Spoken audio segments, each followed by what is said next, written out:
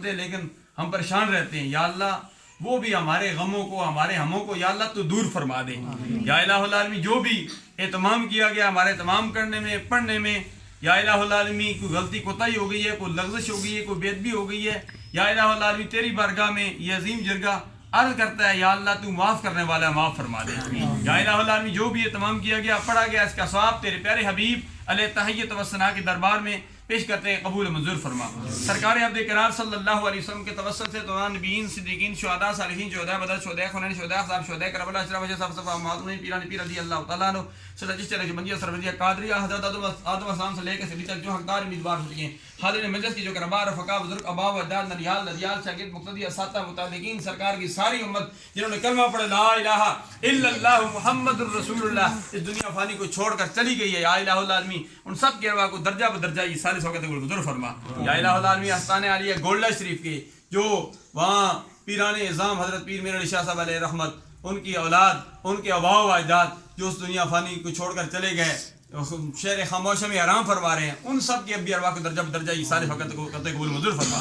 یا الہ العالمین آستان عالیہ گولڈا شریف ان مشایخ اعظام کی توسل سے یا الہ اللہ اس کا ثواب میرے استاد محترم علامہ خدا بخش صاحب نور اللہ برکتہ، علامہ اللہ بخش صاحب نور اللہ برکتہ، باقی بھی جو اس فہمی کر چکے مثال کر چکے ہیں، سب کے ارواح کو درجہ بدرجہ خصوصیت کے ساتھ ان کے والد گرامی کی رکو سالس وقت کو حضور فرما۔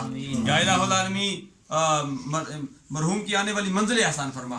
یا الہ العالمین مرحوم کی قبر کو جنت کے باغوں میں سے ایک باغ بنا دے۔ یا الہ العالمین اتنا عرصہ تک وہ بیماری میں انہوں نے گزارے اور بیماری کے عالم میں بھی انہوں نے صبر کیا، الحمدللہ یا اللہ اس صبر کا ان کو اجر عطا فرما۔ یا الہ العالمین کے درجات میں بلندی عطا فرما۔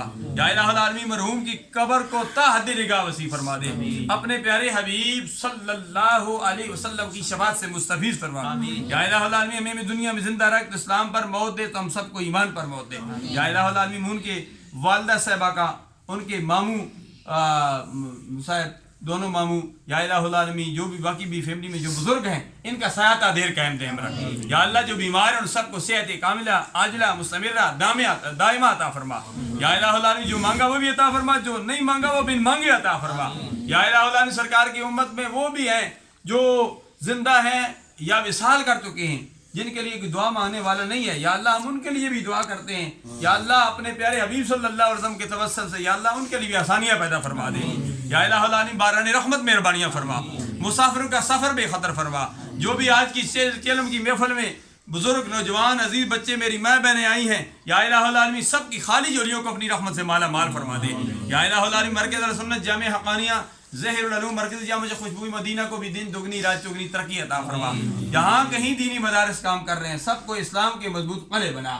یا الہ العالمین تو ہم سب کی خالی جولیوں کو اپنی رحمت سے مالا مال فرما دے۔ ربنا تقبل منا انک انت السمیع العلیم وتب علینا انک انت التواب الرحیم۔ خدایا بحق بنی فاطمہ کے برقلیمہ کنی خاتمہ گردہ وتمرت کنی ورقبول منو دست دامان آل رسول۔ تڑپنے پھڑکنے کی توفیق دے، دل مرتضیٰ سوزی صدیق دے۔